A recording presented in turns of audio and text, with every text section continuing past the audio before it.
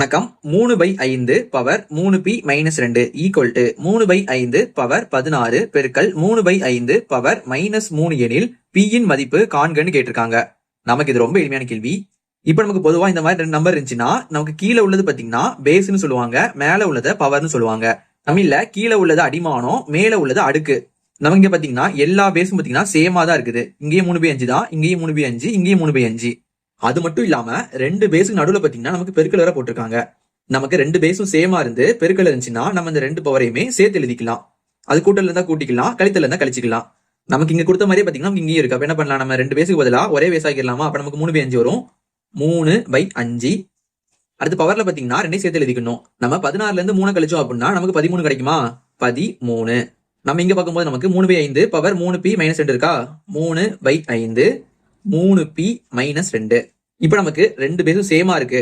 அப்ப நமக்கு 2 பவரும் பாத்தீங்கன்னா ஈக்குவலா இருக்கும்.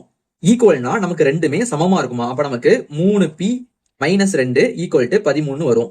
பேஸை விட்டுட்டு பவரை மட்டும் எடுத்து எழுதிருக்கோம். இப்ப நமக்கு இங்க பாத்தீங்கன்னா -2 இருக்கு. நம்ம இந்த -2 இங்க கொண்டு வரும்போது நமக்கு என்ன வரும்?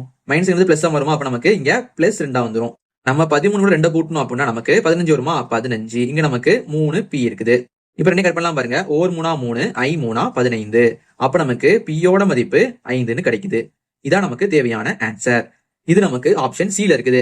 இதே மாதிரி உங்களுக்கு கொடுத்திருக்கேன். இதோட மதிப்பு என்ன கீழே கமெண்ட் பண்ணுங்க.